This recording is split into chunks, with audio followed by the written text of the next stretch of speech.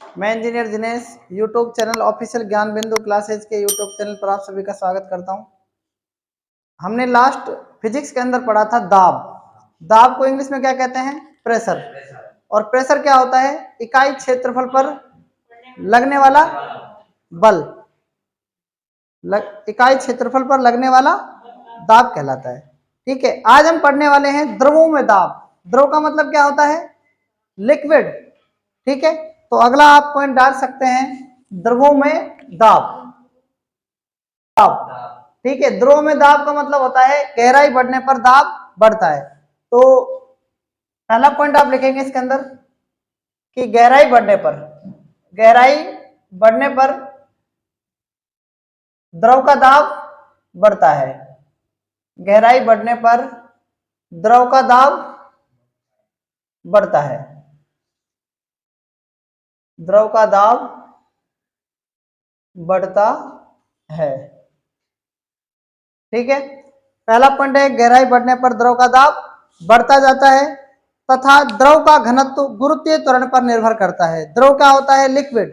पानी जो होगा उसका गुरुत्वीय त्वरण क्या होगा? कम होता जाता है। ठीक है, क्या होता जाता है? द्रव का घनत्व। आगे लिखेंगे द्रव का घनत्व। किस पर डिपेंड करता है? गुरुत्वीय त्वरण पर। गुरुत्वीय त्वरण पर निर्भर करता है। ठीक है, किस पर निर्भर करता है? गुरुत्वीय त्वरण पर निर्भर करता है। ठीक है, सेकंड पॉइंट ये है। तो मैंने आपको द्रव के दाब के अंदर 2 पॉइंट लिखवाए हैं। गहराई बढ़ने पर द्रव का दाब बढ़ता है और द्रव का घनत्व गुरुत्वीय त्वरण पर निर्भर करता है। ठीक है, 2 बात आपको इसके अंदर समझ में आ गई होंगी। द्रव के अंदर किसी बिंदु पर द्रव के कारण पड़ने वाला दाब द्रव की सतह से उस बिंदु की गहराई, द्रव के घनत्व तथा गुरुत्वीय त्वरण के गुणनफल के बराबर होता है। कहने का मतलब क्या है? द्रव के अंदर, द्रव के, ये क्या है? द्रव है। ये क्या है? द्रव। मान लो पानी एक तरीके से। ठीक है, ये क्या है? इसके अंदर मैंने क्या भर रखा है? द्रव। और द्रव की बात कर रहे हैं हम। द्रव का कोई सा भी एक पॉइंट मान लो, आप ये पॉइंट मान लो इसका। इस पॉइंट के अंदर, द्रव के अंदर, किसके अंदर? द्रव के अंदर किसी भी पॉइंट पर, यहां पर कोई भी एक पॉइंट पर, इस जगह द्रव के अंदर किसी एक बिंदु पर पड़ने वाला दाब, पड़ने वाला द्रव की सतह से, द्रव की उस बिंदु की गहराई। मान लो कि यहां ये सतह है, इस पानी की सतह क्या है?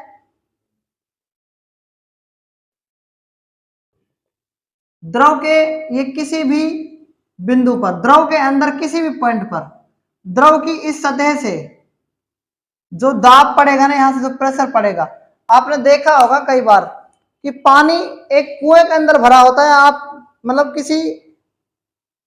किसी मतलब एक टैंक के अंदर आपने कोई चीज डब्बा डाल दिया, या कोई आदमी गिर गया मान लो कुएं के अंदर, या कहीं पर नदी में गिर गया, तो वो आदमी क्या है? नीचे तक जाता है एक बार डूबने, डूब कर फिर वापस तैरता है ऊपर की तरफ, वापस तैरता है। बात समझ में आ गई कि नहीं आ गई? तो जब वो डूबने के बाद जब आदमी मर जाता है ना, तो उसके बाद वापस ऊपर आता है वो।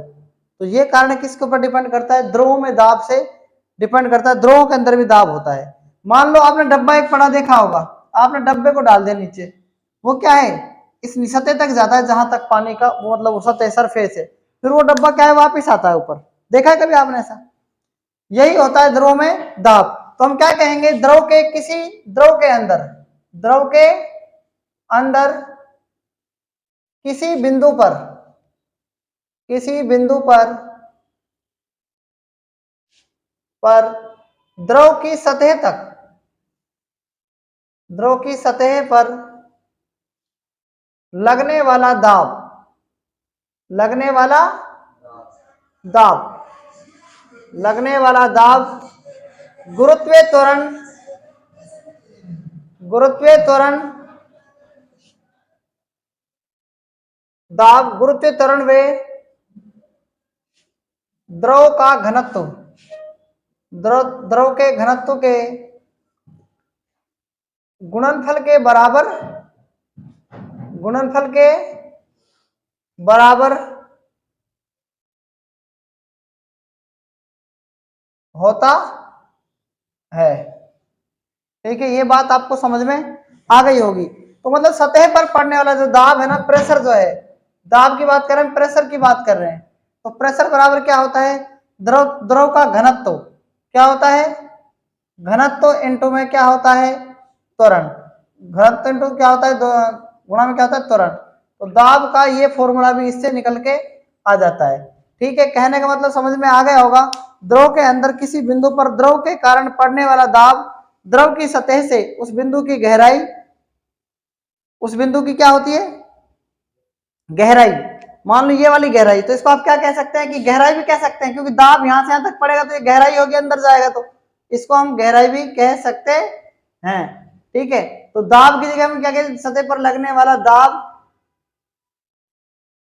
उस घनत्व के, उस घनत्व के गुरुत्वीय त्वरण में द्रव के घनत्व के गुणनफल के बराबर होता है। ये बात भी लिख सकते हैं, क्योंकि यहां से तक जो प्रेशर लगेगा ना, इस प्रेशर को क्या बोल सकते हैं, इस प्रेशर को दाब को ही हम घनत्व बोल सकते हैं। बात बैठ गई नहीं बैठी समझ में बताओ। ठीक है, बैठ गई ना।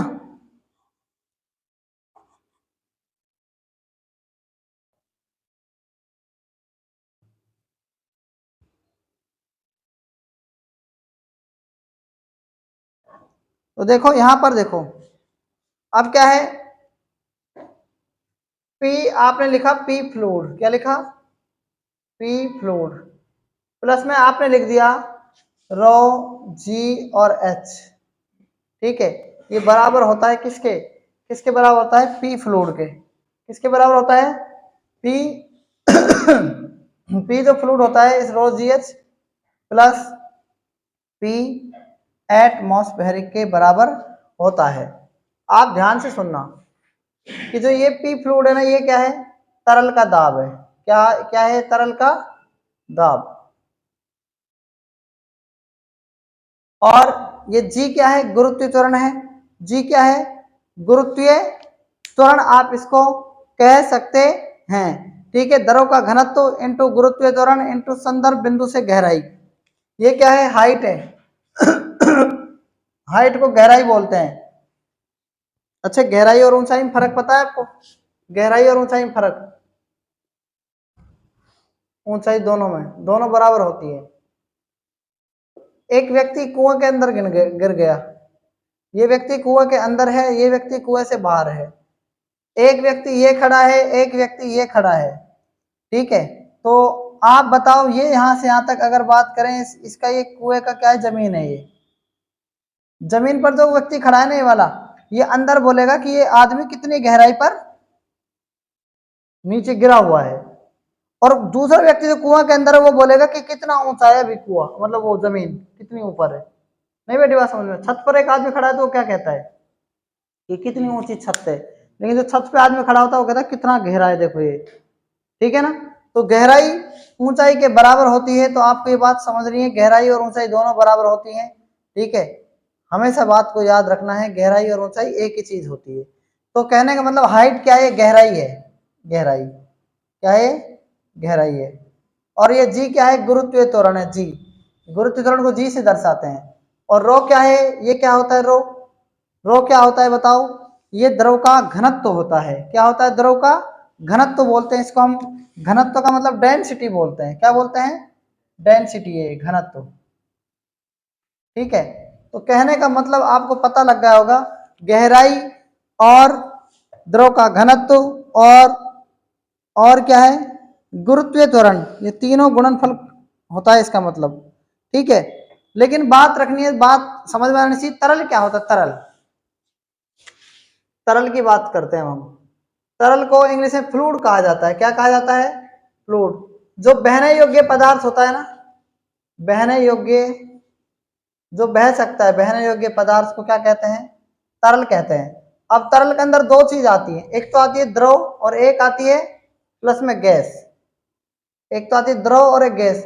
द्रव और गैस को हम बहा सकते हैं, मतलब ये बह सकते हैं।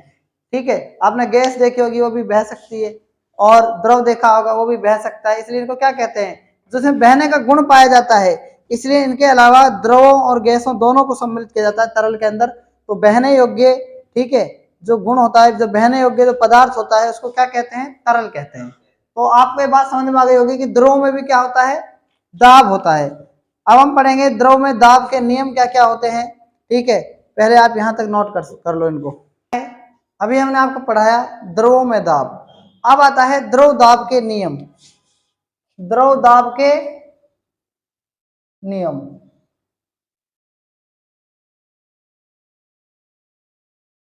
देखो द्रव दाब के नियम का मतलब क्या होता है, समझो बात को। किसी द्रव के अंदर एक ही क्षैतिज तल में स्थित सभी बिंदुओं पर आरोपित दाब एक समान होता है। मान लो कि कोई द्रव है, ये कोई क्या है, एक तरीके से पानी है, यहाँ पर कोई पानी भरा हुआ है इस तरीके से, आप देखो इसको,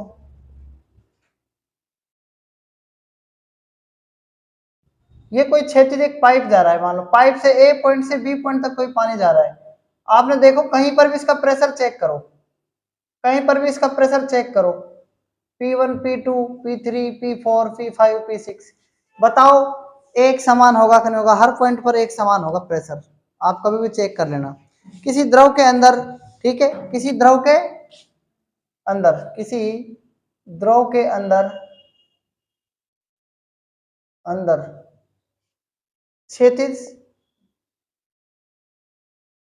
पाइप में दाब क्या होता है, दाब एक समान होता है, एक समान होता है, यही क्या है, द्रव दाब का मेनली नियम है। उसके बाद हम बात करें कि आरोपित दाब पिंड के पृष्ठ के प्रत्येक बिंदु के लंबवत कार्य करता है। द्रव का दाब द्रव गहराई एवं घनत्व के अनुक्रमानुपाती होता है तथा यह तलों के क्षेत्रफल पर निर्भर नहीं करता है। तो ये किस पर निर्भर करता है, द्रवों का दाब, द्रवों में दाब किस किस के, एक तो है गहराई के और एक किसके है, पहला पॉइंट क्या है, गहराई के, और दूसरा पॉइंट क्या है, घनत्व के। गहराई घनत्व के क्या होता है, अनुक्रमानुपाती। अनुक्रमानुपाती का मतलब होता है समानुपाती होता है, ठीक है, होता है, यह क्षेत्रफल पर निर्भर नहीं करता, निर्भर नहीं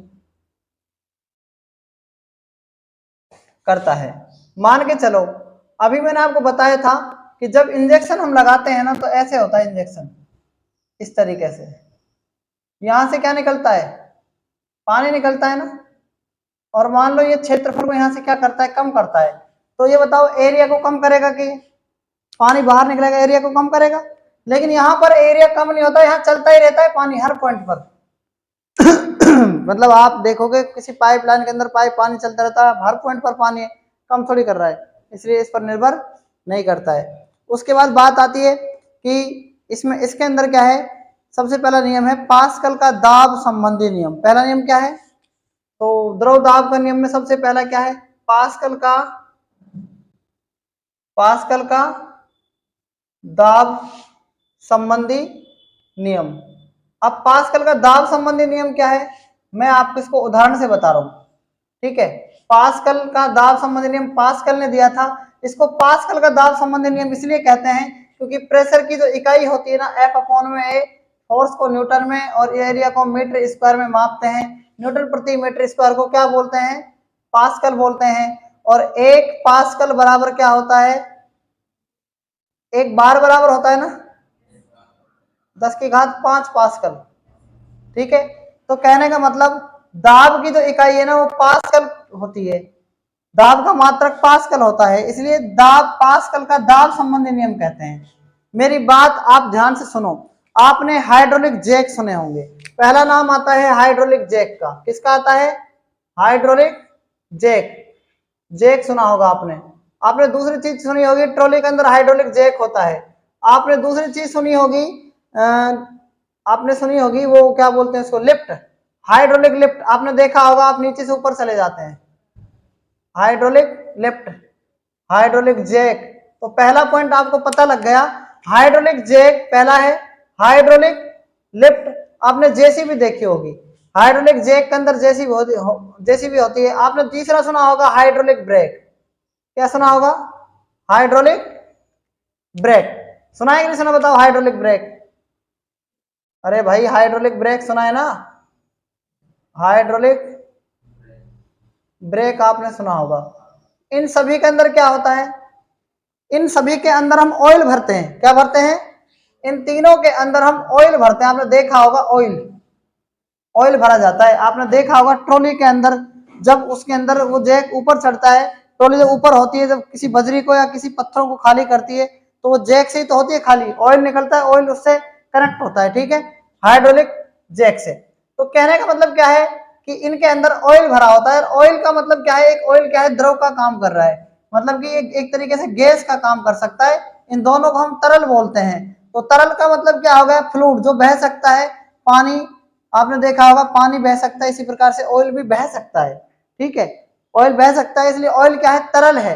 तो पास्कल का दाब संबंधी नियम जो होता है, उसमें हम बात करें हाइड्रोलिक लिफ्ट के अंदर, hydraulic brake, hydraulic press, pascal के सिद्धांत पर कार्य करती है। तो पास्कल का दाब संबंधी नियम, आपसे क्वेश्चन पूछेगा hydraulic jack, hydraulic lift, hydraulic brake किस सिद्धांत पर कार्य करता है, तो आप कह सकते हैं पास्कल का दाब संबंधी नियम। और पास्कल का दाब संबंधी नियम किस में आता है?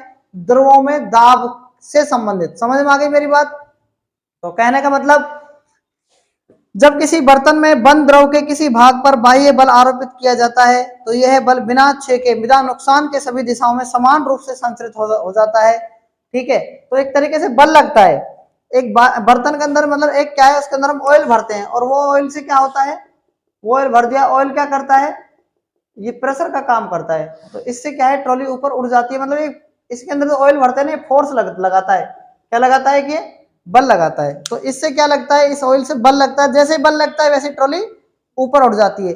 आजकल आपने देखा होंगे हाइड्रोलिक ब्रेक चल रहे हैं। पहले ब्रेक किससे लगाते थे? पहले ब्रेक कैसे होते थे? Simple brake. आजकल क्या है? हाइड्रोलिक है, ठीक है। आजकल आपने गेट भी देखे होंगे, बस का गेट ऑटोमेटिक बंद हो जाते हैं, वो उसमें भी क्या लगा होता है? हाइड्रोलिक प्रेशर, यानी पास्कल का दाब का नियम काम आता है। क्लियर? यहां तक आप नोट कर सकते हैं।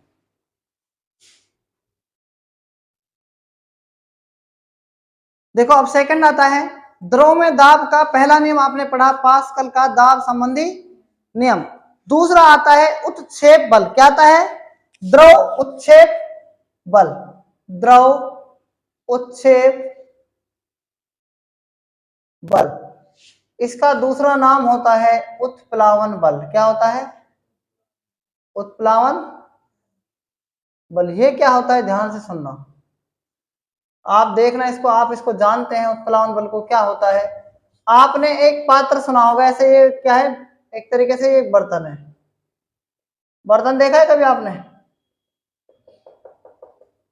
बताओ देखा है कि नहीं देखा है? इस बर्तन के अंदर अपन क्या करते हैं? ऐसे गिलास देखा होगा आपने, देखा है ऐसे गिलास? नहीं देखा? इस गिलास को आप इसकी सतह पर डालो, पानी की सतह पर, क्या होगा? जैसे दबाएंगे पानी इसको ऊपर करेगा, धकेलेगा ना, यही कहलाता है उत्प्लावन बल, ठीक है। तो उत्प्लावन बल क्या होता है? किसी वस्तु को द्रव में आंशिक डुबाया जाएगा, पूरा नहीं डुबाना है आपको, आंशिक मतलब छोटा सा उसका भाग, मतलब इतना भाग ये नीचे आ जाना चाहिए इस पानी के अंदर, तो इसी को कहते हैं उत्प्लावन बल। जब किसी जब किसी वस्तु को जब किसी वस्तु का वस्तु को वस्तु को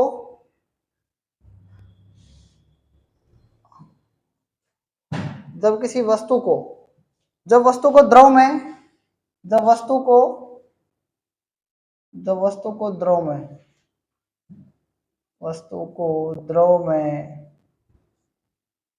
आंशिक आंशिक का मतलब क्या है? आंशिक का मतलब समझ रहे हो? आंशिक या पूर्ण रूप से डुबोने पर, आंशिक या पूर्ण रूप से डुबोने पर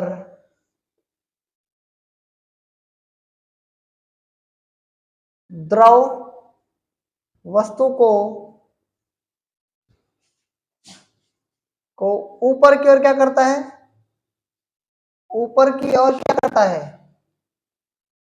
धकेलता है। क्या करता है, धकेलने से क्या होता है, धकेलने से लगने वाला बल, धकेलने से वस्तु पर लगने वाला बल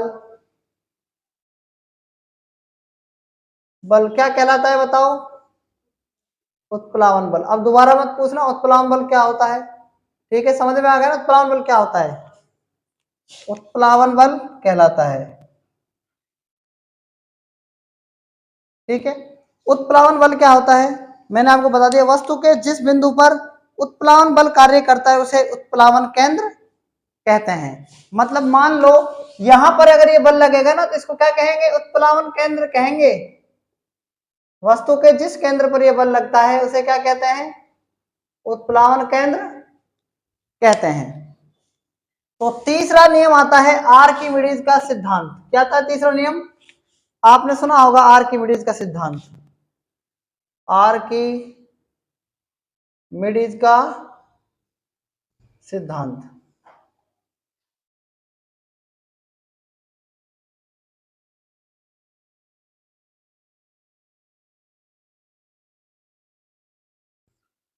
आर्किमिडीज का सिद्धांत।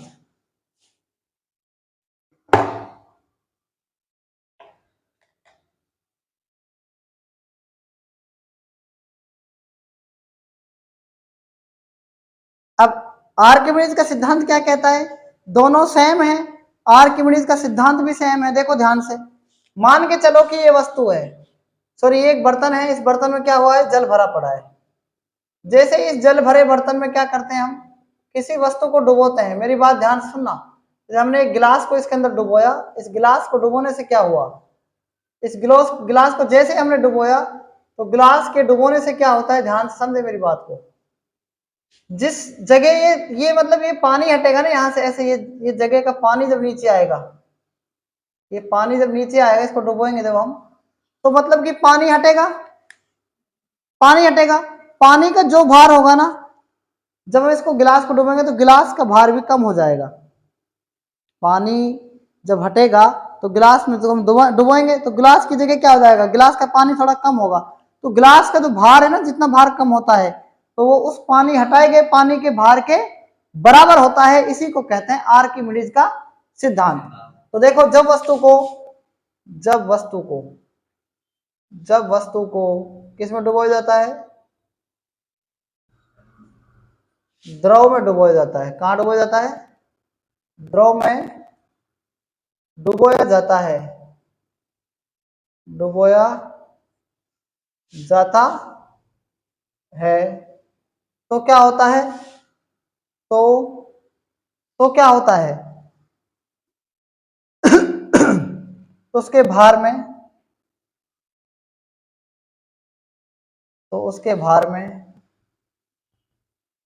प्रत्यक्ष, तो उसके भार में क्या होता है, प्रत्यक्ष, तो उसके भार में क्या होता है, प्रत्यक्ष का मतलब होता है, कहने का मतलब कमी, प्रत्यक्ष कमी, डायरेक्ट कमी होती है।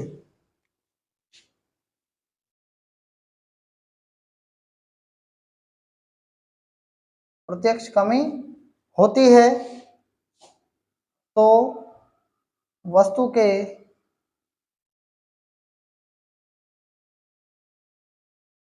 भार में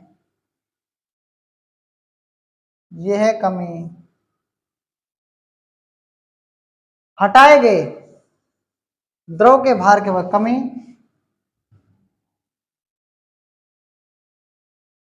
द्रव के भार में के भार के बराबर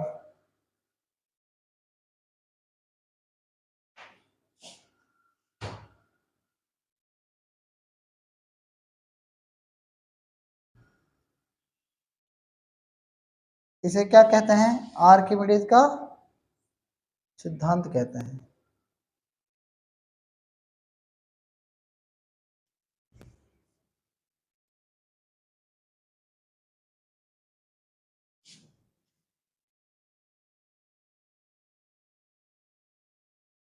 ठीक है,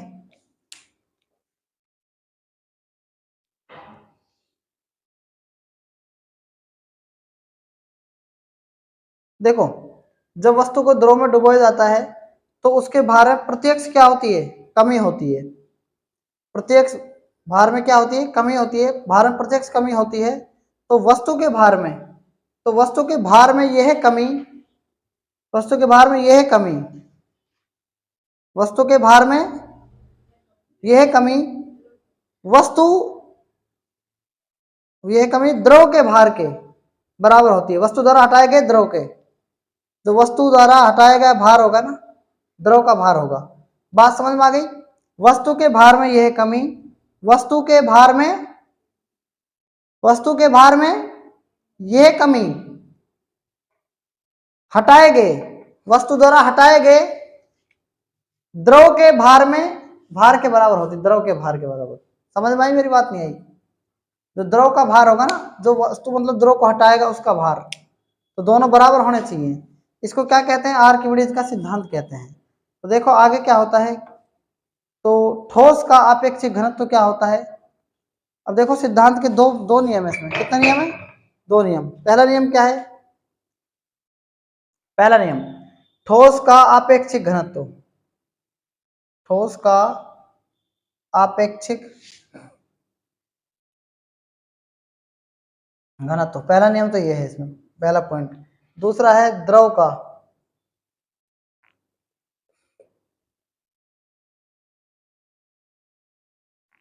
आपेक्षिक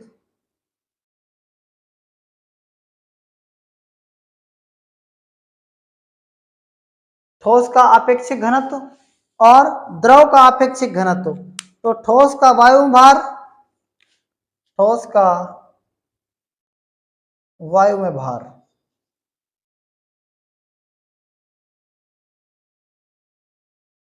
देखो बात आ रही है किसकी? ठोस का आपेक्षिक घनत्व, ठोस का आपेक्षिक घनत्व। तो मैं आपको बताने वाला हूं आपेक्षिक घनत्व क्या होता है। ठीक है, घनत्व बराबर क्या होता है और आपेक्षिक घनत्व क्या होता है, मैं आपको समझाऊंगा। ठीक है, लेकिन अभी आप इतना याद रखो, ठोस का वायु में भार, ठोस का वायु में भार बटा में जल में ठोस के भार में कमी, बटा में जल में, जल में जो ठोस होगा, जल में ठोस के भार में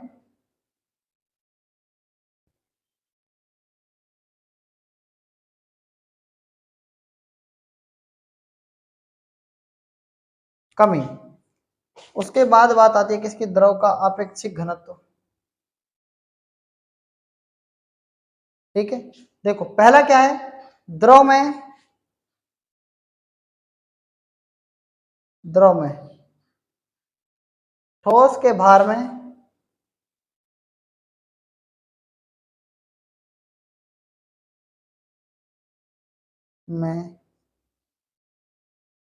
कमी,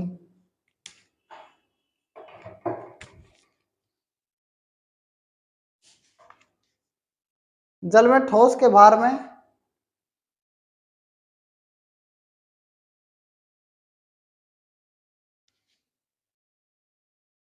जल में